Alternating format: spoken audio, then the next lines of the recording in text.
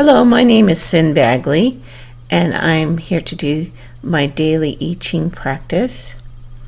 I did want to talk about I Ching for just a moment. It's an old Chinese oracle that was written a long time ago. I'm just giving you the basics. And I got interested in it when I was in Japan in 1988, 1990. Sometimes I have to actually think about what year it was. But anyway, I learned that you can ask any question to the I Ching,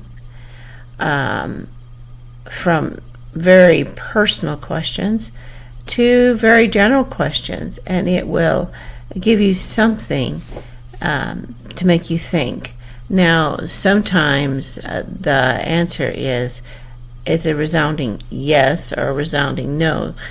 Other times it means think about these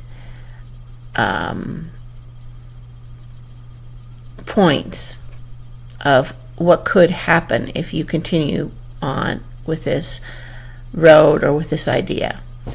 So it's kind of like a little glimpse into the future if you go a certain way. When I do these I Ching readings, I always use Zen. That meaning that it's an overall question. How's my overall day going to be is basically what I'm asking. So in my I Ching app, I will just type in Zen and I will continue with the reading. Now, casting the coins and throwing the sticks are a little bit more complicated. I usually don't do them in the morning because it takes a lot more time, and then I have to decipher whether the coin is showing the face or showing the back. And there's a whole, once you do it, it's easy, but it's been a while since I actually cast the coins, so I actually have to go back and review how to do it, because it's important to know what the lines look like. And that's why I use this app. It not only has the translation, American translation, basically, it is much easier to use. Plus, I've been told by others that Wilhelm's reading of the I Ching has a lot more detail in it.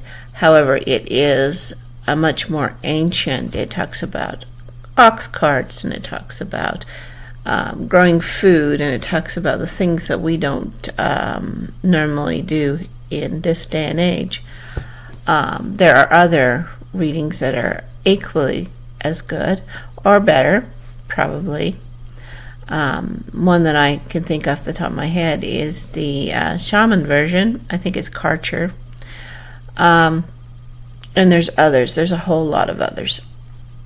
And then, like Karcher, he has a specific shaman view of the I Ching. And if you do I Ching, it's a good idea to just play around with it. With me, I always approach it in a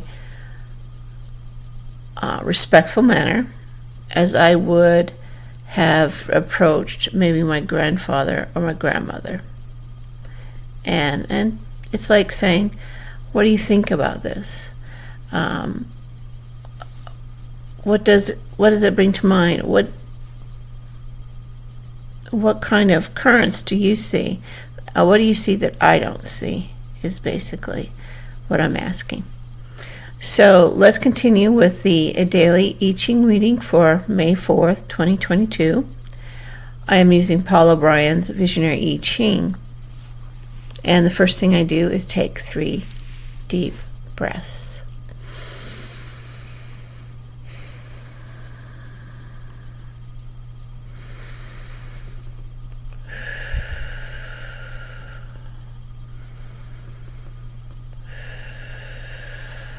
Then I cast the coin 6 times.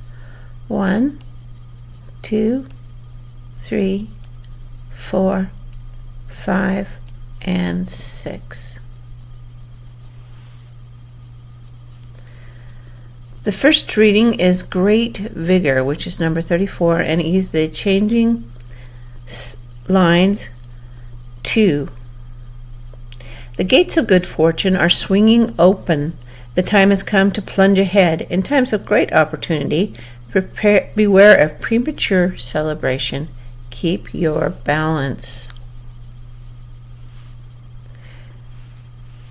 And then hexagram 2 is 55, saying great abundance. Abundance comes into the full flower when a group is unified and the power of its leadership is at its peak. This is like the sun at midday, a high noon of clarity, insight, and progress. Whether this refers to a national cycle, a business boon, or a period of personal abundance, peak periods can be brief, so it's important to bale your hay while the sun is shining. During a period of abundance, it is skillful to show benevolence and to share the fruits of one's good fortune. Think of good deeds now as a hedge against the scarcity in the future. This reading bodes well for the raising of children and the nurturing of a healthy family or any close-knit group. For those of you who don't come from farm families, when it says bale your hay while the sun is shining, well, with farmers and ranchers who grow their own hay, there's certain periods of time that you seed, you plow your fields. There's certain times that you seed your fields, and once it's they've grown high enough and it's time to cut, you bale that hay because it's near the end of the season, before the snow hits or the rain hits. You want that hay to be dry so that it'll last the entire winter. If it gets wet and it doesn't get dry, then it will actually rot in the barn. So that's where that saying came from, bale your hay while the sun shines.